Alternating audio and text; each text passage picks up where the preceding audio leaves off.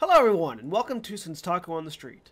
Today we're talking to CantWearHats, a friend and fellow Twitch streamer and member of the Loading Ready Run fan stream community. Now Hats has been streaming for a while longer than I have, and he's come a long way, and he's got a lot of interesting things to say. He regularly streams Kerbal Space Program on his Twitch channel, twitch.tv/CantWearHats, as well as doing a variety of other things on other days. So please sit back, relax, and enjoy CantWearHats. I am CantWearHats, and I stream video games on Twitch. I should do it, yeah. There was some on and off streams I did. It was a couple of years ago. It was almost 3 years ago, actually, because I follow a large charity marathon called Desert Bus for Hope, which some of you may have heard of, and they play video games for a week, basically a week straight, like terrible video games, where you drive a bus from Tucson to Las Vegas in real time. It's not a fun game, but they raise a lot of money for charity. This has made more money than Harry Potter. Yes. In what universe does erotic fiction involve sweatpants? Before then, I sort of impromptu decided to play some Kerbal Space Program, taking a bus to the moon, in support of that. And that was the first stream I ever did, and that went really well. And then I didn't really do anything for quite a while after that, because that was like a one-off. But then the group who runs Desert Bus, or who organizes it most of the time, Loading Ready Run, they started doing streaming on Twitch themselves, not for charity, but just for entertainment. And that kind of got, you know, I got the bug of streaming from them sort of again.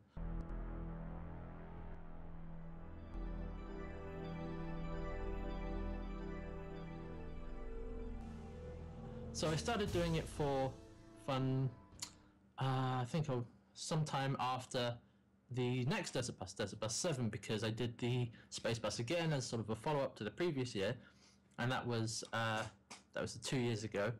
And so I did that, and then a little while after that, I started doing some just streaming for fun and just doing things occasionally on Twitch, like we played some Shovel Knight, we played a few games like that, not really taking it seriously. And then I think it was October of last year, it was me and a couple of my other streamer friends, we had been streaming sort of just for fun, and we sort of had a chat and decided, you know, let's take this seriously.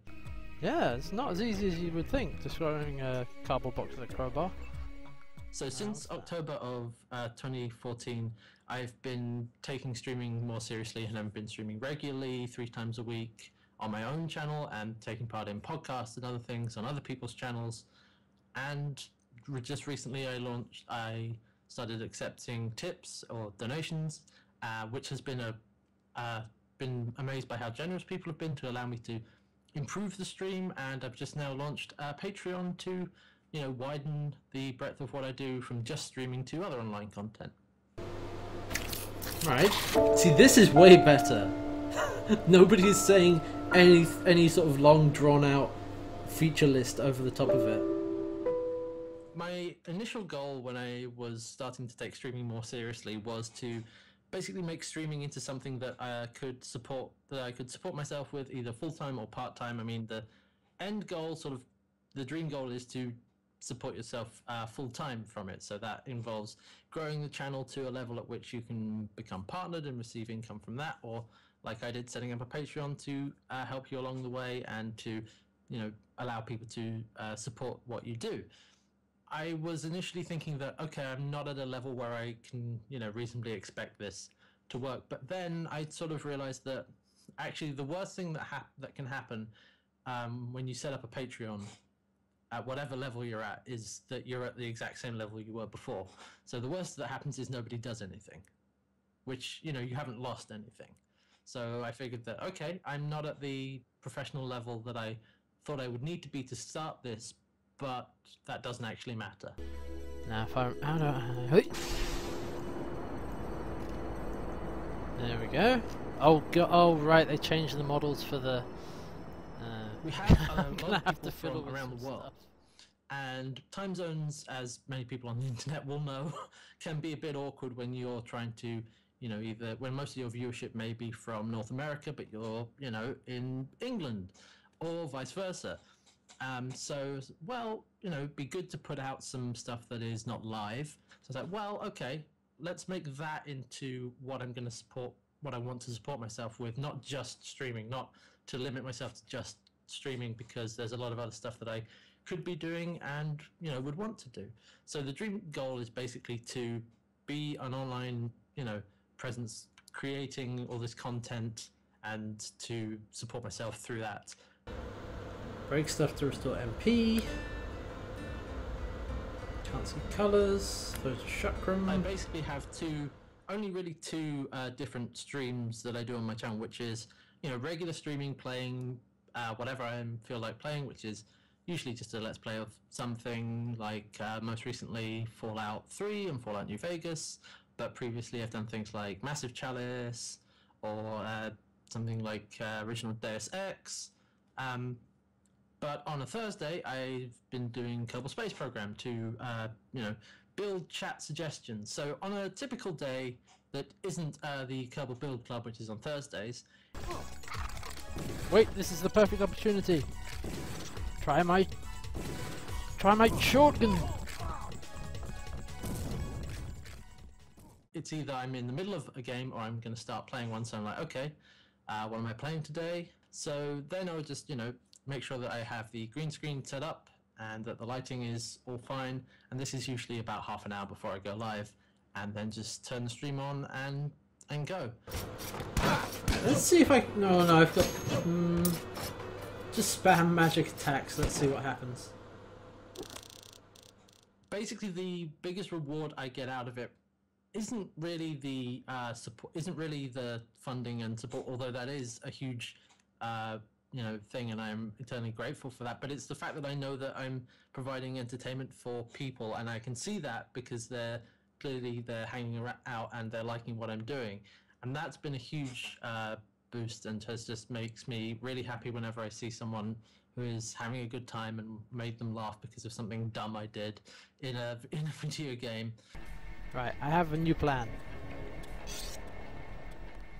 I have actually made a few friends from that, because we've met up a few times from conventions and things, and we've sort of hung out and chatted on Skype. So you've actually made some more contacts through that, and specifically also through other streamers, and that can be a huge benefit, because when you're talking to other streamers who are around your level, you can, you know, share your tips, advice, and experience, and just a group of people who are sympathetic to, you know, issues you might be having or suggestions you might have, and that's been fantastic. I mean, I would not be still doing it if the community wasn't as good as it is. And, you know, occasionally you get stuff like some very generous and crafty people will, you know, make things for you and send them to you.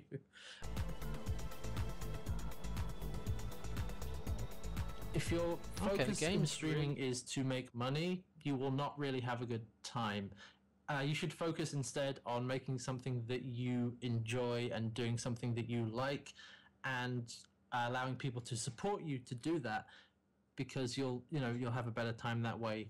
Manufacturing a stream solely to make a profit is, I don't think it's as successful. People can actually tell when somebody is being, you know, I guess fake, or is really only in it for the money, and it's far better to actually make sure this is something that you really want to do, and that you really like to do, because, you know, otherwise you're not going to have a good time. Make sure that you stream regularly, and even if you're only streaming once a week on, you know, like a Wednesday evening, make sure that you stream at that time on Wednesday evenings every week, because that's how you get people to come back. Who's followed?